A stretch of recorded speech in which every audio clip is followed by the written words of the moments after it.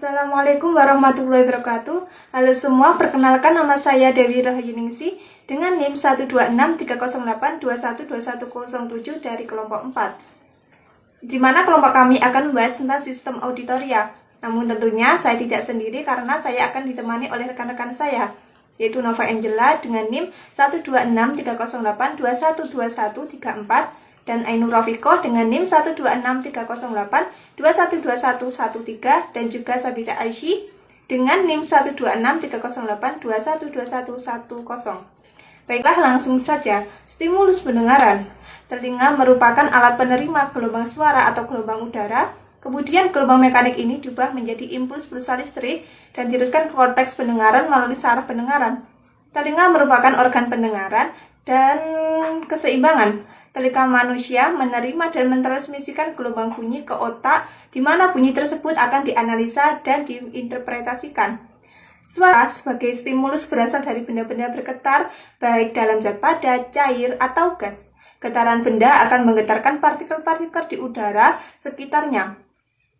Lalu, getaran yang berlangsung terus-menerus akan menimbulkan gelombang suara yang akhirnya akan sampai di telinga kita. Suara atau bunyi adalah vibrasi molekul-molekul udara yang menstimulasi sistem auditori. Fungsi sistem auditori adalah untuk mempersepsikan bunyi.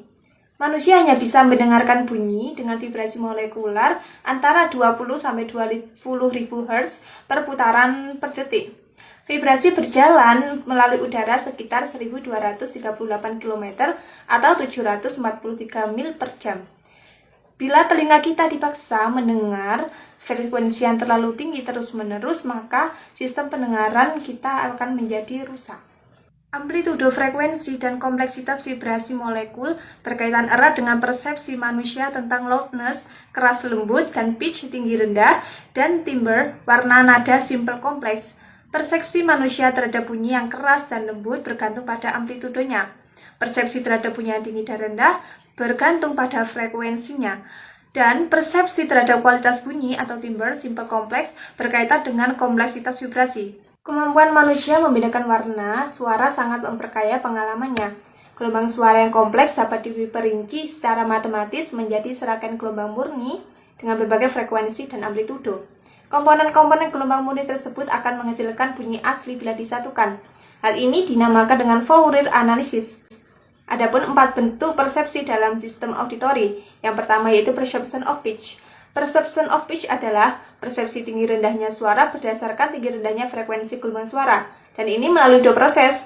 Yang pertama yaitu place coding, yaitu suara dengan frekuensi tinggi dikode oleh neuron yang aktif, itu otak. Dan yang kedua yaitu rate coding, suara dengan frekuensi rendah kurang dari 200 Hz dikode oleh neuron yang melaskan sinaps sesuai dengan pergerakan apikal dan basiliar membran. Yang kedua yaitu perception of timbre. Manusia dapat membedakan berbagai campuran warna suara yang kompleks. Contohnya dapat membedakan bunyi yang dihasilkan dari piano, gitar, atau trompet, karena 3 instrumen musik tersebut menghasilkan bunyi dengan warna suara yang berbeda. Yang ketiga yaitu perception of spatial location, yang mana manusia dapat menentukan lokasi sumber suara. Neuron dengan sel elektrik dapat membedakan arrival times dari suara pada telinga kanan atau kiri, yang mana dapat mengetahui lokasinya. Yang keempat yaitu perception of environmental sounds. Terdapat 3 fungsi utama mendengar pada manusia, yaitu untuk mendeteksi suara, menentukan lokasi sumber suara, dan mengidentifikasikan pola suara tersebut. Perception of environmental sounds merupakan persepsi tentang identifikasi pola suara. Daerah korteks yang mengaturnya terletak di hemisfer kiri, tepatnya di lobus temporal. Batas pendengaran seseorang dapat diketahui menggunakan seruling Carlton, sedangkan ketajaman pendengaran seseorang dapat diketahui dengan alat ZPTH, yaitu alat elektromagnetis yang di bawahnya ada papan logam yang dapat dinaik turunkan. Sekian presentasi dari saya. Untuk materi selanjutnya akan dibahas oleh rekan saya. Baik, saya akan melanjutkan materi berikutnya, yaitu mengenai anatomi sistem auditori. Jadi, sistem auditori atau sistem pendengar manusia itu terbagi menjadi beberapa bagian, diantaranya ada bagian telinga luar, bagian telinga tengah, dan bagian telinga dalam. Nah, pada bagian-bagian tersebut, di dalamnya memiliki beberapa bagian lagi. Nah, di sini kita akan membahas satu persatu, mulai dari bagian telinga luar. Bagian telinga luar ini memiliki beberapa bagian lagi di dalamnya, di antaranya ada daun telinga dan kanal telinga atau saluran telinga. Daun telinga sendiri tersusun dari tulang rawan dan kulit. Nah, bagian ini berfungsi untuk menyalurkan dan mengarahkan gelombang suara dari luar telinga agar bisa masuk ke saluran telinga luar. Kemudian ada saluran telinga. Saluran telinga atau kanal telinga ini memiliki panjang kurang lebih sekitar 2,5 cm. Nah, bagian ini merupakan bagian penghubung antara telinga luar dan telinga tengah yang terletak mulai dari lubang telinga luar dan diakhiri pada gendang telinga. Oke, selanjutnya kita akan membahas bagian telinga yang kedua, yaitu bagian telinga tengah. Nah, pada bagian telinga tengah ini terdiri dari dua bagian di dalamnya, yaitu osikel dan tuba eustasia. Osikel sendiri terdiri dari sekumpulan tulang di dalamnya, yaitu malleus atau matil, incus atau landasan, dan stapes atau sanggurdi. Nah, pada bagian ini, gelombang suara yang masuk menyebabkan gendang telinga bergetar. Kemudian disalurkan ke osikel untuk memperkuat suara dan diteruskan ke membran di antara telinga luar dan dalam. Lalu yang terakhir adalah bagian telinga dalam. Nah, pada bagian telinga dalam ini terdapat koklea dan kanal semisirkular. Nah, pada koklea ini berbentuk seperti cangkang siput yang berfungsi untuk mengubah getaran suara yang dikirim dari telinga tengah menjadi sinyal saraf yang akan disampaikan ke otak. Lalu, kanal semisirkular berfungsi untuk menjaga keseimbangan tubuh yang di dalamnya berisi rambut-rambut halus dan cairan. Baik, saya akan melanjutkan mengenai materi mekanisme pendengaran. Yang pertama, proses mendengar diawali dengan gelombang atau suara yang ditangkap oleh telinga bagian luar yang disebut dengan pinna atau daun telinga.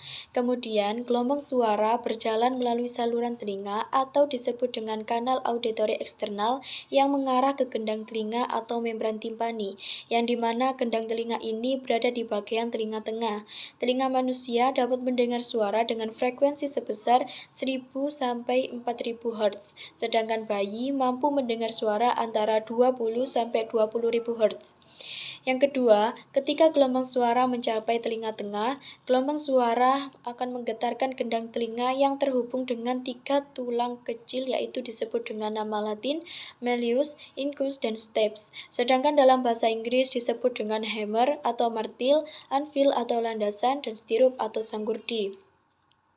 Selanjutnya, ketika tulang pendengar tersebut memperkuat getaran suara untuk mengirimkannya ke telinga bagian dalam, tepatnya pada koklea atau rumah siput, sehingga getaran tersebut dapat menggerakkan cairan dalam koklea. Cairan dalam koklea disebut dengan cairan perilimfe. Yang keempat, gelombang suara berjalan di sepanjang membran basilar. Sel-sel rambut yang berada di atas membran basilar berfungsi untuk mengendalikan gelombang suara.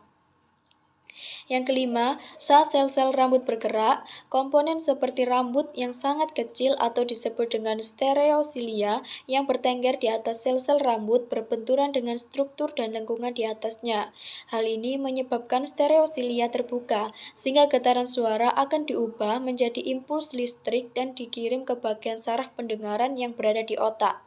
Yang keenam, suara yang telah sampai ke otak akan diubah menjadi suara atau bunyi yang kita kenal dan pahami selama ini. Sebagai informasi tambahan, bahwa telinga, khususnya telinga bagian dalam, tidak hanya berfungsi sebagai organ utama indera pendengaran, namun juga berperan dalam menjaga keseimbangan tubuh. Fungsi-fungsi tersebut juga didukung oleh kerjasama dengan organ lain seperti berbagai reseptor tubuh yaitu kulit, persendian, otot, dan mata. Baik, selanjutnya akan disampaikan oleh teman saya. Baik, terima kasih. Untuk selanjutnya saya akan menjelaskan materi mengenai kerusakan pada sistem auditori. Sebelumnya saya akan mendeskripsikan efek kerusakan pada sistem auditori. Kerusakan pada sistem auditori ini sangatlah penting untuk diketahui dikarenakan adanya dua alasan. Yang pertama, memberikan informasi tentang bagaimana sistem auditori bekerja. Dan yang kedua, menjadi sumber informasi tentang berbagai penyebab dan penanganan terhadap ketulian klinis. Nah, Efek kerusakan pada sistem auditori ini ada dua. Yang pertama, kerusakan korteks auditori. Efek kerusakan korteks auditori manusia sebagian besar berada di dalam visura lateral. Maka konsekuensinya jarang terjadi kerusakan pada keseluruhan. Tetapi jika sampai terjadi, selalu ada kerusakan ekstensif pada jaringan-jaringan di sekitarnya. Akibatnya, untuk memahami efek kerusakan korteks auditori, banyak yang menyandarkan diri tentang lesi yang ditempatkan melalui operasi pada subjek non-manusia. Dan yang kedua adalah tuli pada manusia. Tuli adalah disabilitas manusia yang paling menonjol. Tuli total jarang terjadi, hanya menimpa 1% dari seluruh individu yang pendengarannya terhendaya. Masalah-masalah pendengaran berat biasanya merupakan kerusakan pada telinga dalam atau telinga tengah, atau bisa jadi pada saraf-saraf yang berasal dari sana. Ada dua golongan hendaya pendengaran yang dapat dijumpai. Hendaya yang terkait dengan kerusakan pada osikel atau bisa disebut tuli konduktif, dan yang terkait dengan kerusakan pada koklea atau bisa disebut tuli saraf. Kerusakan pada sistem auditori ini bisa jadi karena kehilangan pendengaran terkait umur. Itulah sebabnya orang-orang lanjut usia sering mengalami kesulitan dalam bertutur kata, seperti S, F, dan T. Mereka dapat mendengar orang berbicara, tetapi seringkali mengalami kesulitan dalam memahami apa yang mereka katakan. Kehilangan pendengaran bisa jadi berhubungan dengan tinnitus, atau yang disebut bunyi dering di telinga. Sekian dari kelompok kami, mohon maaf jika ada salah tutur kata. Wassalamualaikum warahmatullahi wabarakatuh.